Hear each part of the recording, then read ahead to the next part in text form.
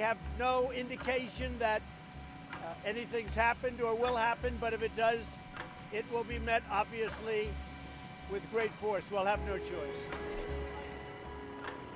A standoff at sea. American warships patrol the Gulf.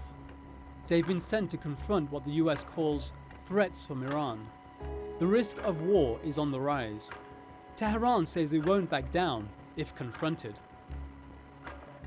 ملت بزرگ ایران رو خم کنن در برابر فشارهای خودشون. این ملت همیشه ایستاده، همیشه سربلند بوده، همیشه پر افتخار بوده و امروز نیز این چنین خواهد بود.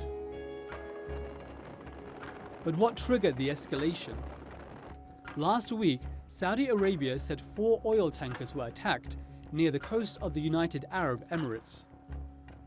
2 of them were owned by Saudi Arabia, one by the UAE and another by Norway.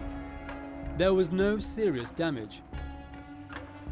And on Sunday, a rocket was fired near the US embassy in Baghdad.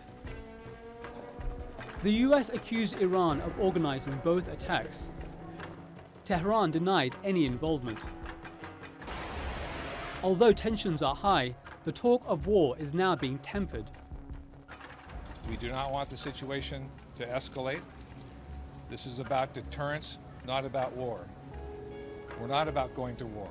This is about continuing to protect our interests in the Middle East and conducting the missions that we are there to perform.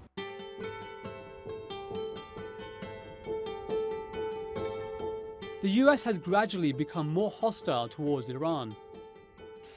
Last year, it withdrew from the nuclear deal made between Tehran and several world powers. In 2015, Iran agreed to limit its nuclear program. In exchange, economic sanctions would be removed. Sanctions had crippled Iran's economy. From 2012 to 2016, it lost more than $160 billion in oil revenue. But after the nuclear deal, Iran was able to sell oil and gas again and had $100 billion in assets unfrozen. But President Donald Trump has reimposed the sanctions, and Iran's economy is suffering again. It's in a deep recession, and the currency has lost 60% of its value. A year after the US left the nuclear pact, Iran said it was also withdrawing from parts of the deal. President Hassan Rouhani imposed a 60-day deadline to salvage the agreement. He wants European powers to protect Iran from US sanctions. In April, the US designated Iran's Revolutionary Guard as a terrorist organization. This would allow further financial penalties to be imposed on Iran. The US and Iran both say they don't want war.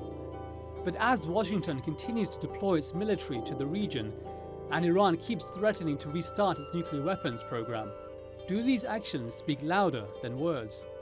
Haider Abbasi, The Newsmakers.